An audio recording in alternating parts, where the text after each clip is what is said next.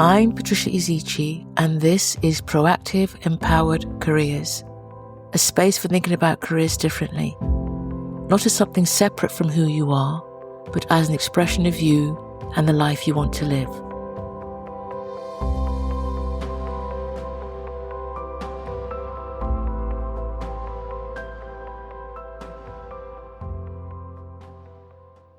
Hello everyone, and welcome back.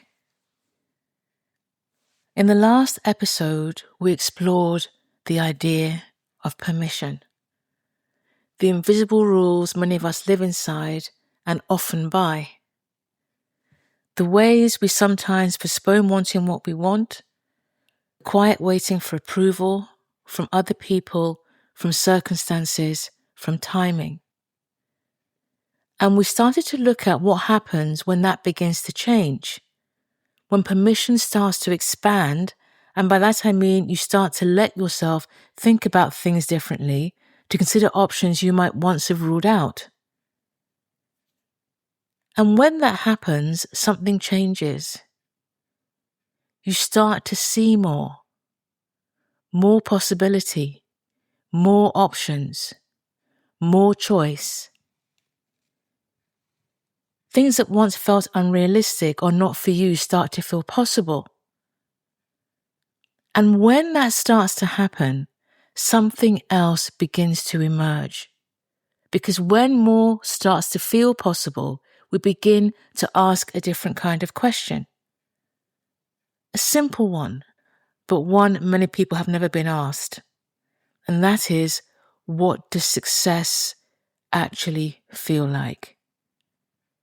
Not what it looks like, not what it says on paper, not the version that gets approval from other people, but what it actually feels like in your day-to-day life, in your body, in the way you move through your work, and in the way you operate in your relationships. Because success is often described in external terms, titles, achievements, status, progression. But it's something we live internally, in how something feels to us. And most of us grow up with an image of success, a sense of what it's supposed to look like, the roles, the titles, the income, the status attached to it, recognition, milestones, and increasingly even how life is supposed to look and feel. And those images can be useful. They give us something to aim for. They help us find direction, and they help us make sense of what progress looks like. But over time, those images can quietly become scripts. Things we follow without really stopping to ask whether they still fit, paths we step into before we've consciously chosen them. And then it happens. You reach the image. You get the role, the recognition, the thing you thought you were working towards, and it doesn't feel the way you expected it to. Because you follow the image and the scripts before you ever really asked yourself, what does success really mean to me? And when that happens, it can feel confusing. Because on paper, nothing is wrong. In fact, it all looks really right. You did what you were supposed to do, you followed the path, you reached the thing you were aiming for, and yet it doesn't feel the way you thought it would. Because external success and internal success are related, but they're not the same thing. And this is where things can start to feel more complicated. Because it's entirely possible to achieve something meaningful and still feel flat. To receive recognition and still feel disconnected. To reach a milestone and immediately move the goalpost. It's one that I have done a lot and still do sometimes. Reach a milestone, move the goalpost. To look successful and yet quietly feel misaligned. And none of that means the achievement wasn't real or that it didn't matter. It simply highlights something really important, that what looks like success and what feels like success aren't the same thing. So if you pause for a moment and think about times in your life that have felt successful, they might not all look the same on the outside. It could be in different roles, different stages, different contexts. But internally, there are often similarities. A real sense of ease, of relief, a feeling of energy and meaning and connection, maybe pride and presence, moments where you felt fully there and fully present, not performing, not anticipating the next thing, and not measuring. You were just being. And those moments matter because they begin to show us something. They offer clues about what success actually feels like for us. And when you start to notice those patterns, the question begins to shift from what does success feel like in the moment to something slightly deeper. What can actually sustain me over time? Because it's one thing to achieve something and quite another thing entirely to live it, to stay there, to continue, to sustain it. And this is where the idea of sustainability becomes really important. Because for something to truly feel like success, it has to be something that you can live with. You could say, for it to be successful, it needs to be sustainable. So it's not just, can I achieve this, but can I have this? Can I sustain this pace, this environment, this way of working, this way of being, this version of myself? Because something can be impressive and still not be sustainable. It can look like success on the outside, but feel like endurance on the inside. And over time, that really starts to matter. Because real success isn't just something you reach, it's something that you can continue, something that supports you and the life you want to live rather than slowly depleting you. Because life doesn't stay the same, neither do you. And this is something we don't talk about enough. Success isn't static. It changes because you change. What felt exciting at one stage in your life might feel exhausting at another. What you once had energy for, the capacity for, the willingness for, may not feel the same anymore. Not because something has gone wrong, but because something has changed. Your priorities, your perspective, your energy, your sense of what matters. And yet so often, the definition of success that we're following has stayed fixed. We keep aiming for something that belongs to a previous version of ourselves. And that's where the disconnect can deepen. Because success hasn't stopped working. It just doesn't fit who you are now. And until you update that definition, your success can continue to feel just out of your reach, even when you appear to all intents and purposes to be achieving it. And that is where something else starts to come into play. Because if success is something that evolves with you and something that is ultimately personal, then it can't be defined purely by what's happening outside of you.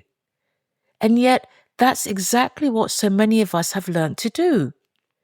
We've been given images, examples, benchmarks, ways of measuring what success is supposed to look like. And it's very easy, almost instinctive, to begin measuring ourselves against those things, against other people, other timelines, other lives. And that's where comparison begins to shape how success feels. And when success is shaped by comparison, it becomes unsustainable as well as unstable, because the reference point keeps moving. There will always be someone ahead of you, someone doing it differently, someone who seems further along. So success becomes something you're chasing rather than something you're experiencing. If you're comparing yourself to someone else, it feels conditional. Like you're only doing well if you're doing better than someone else, or keeping up, or not falling behind. And that's a difficult place to build anything from, because it disconnects you from your own experience, your own pace, your own priorities, your own life, yourself. Because when success comes from alignment rather than comparison, something changes. You're no longer measuring your life against someone else's. You're relating it to yourself, to what matters to you, to what works for you, to what feels right to you and for you now. Because ultimately, this isn't about getting it right out there. It's about becoming more aligned in here, in yourself. And that quiet sense of, I've got here, but something still isn't quite right, that starts to ease a bit. And from that place, success starts to feel less fragile, less dependent, less temporary, and more grounded, more steady, more your own. So here's something to sit with over the next week. Think of a moment, big or small, in your life that felt like success to you. And it doesn't have to be impressive or the most visible, just a moment that felt good. And as you think about it, notice, how do you feel in your body? What was your energy like when you were in that moment? What was the pace? Fast, slow, or steady? What were you doing? Who were you with? Or were you alone? And what were you thinking about yourself in that moment? Because these details matter. They often reveal more about your experience of success than any definition ever could. So exploring what success actually feels like is so important, because as career decisions start to shift, instead of asking, what should I pursue? You might also start to notice, what kind of life does this create? What does this actually feel like day to day? And does it feel like me? And from there, your career becomes part of a much bigger picture, not separate from your life, not dominating it, but integrated within it. And perhaps one of the most freeing realizations is this: success doesn't need to look one way, it doesn't need to be fixed, and it doesn't need to be the same for everyone.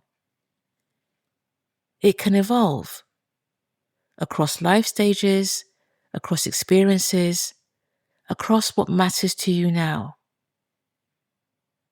And what felt like success 10 years ago may not feel that way anymore. And that's not inconsistency. It's a sign that something in you has changed, that you've grown, that your perspective has shifted, that you're seeing your life differently now. And your definition of success is allowed to change with you.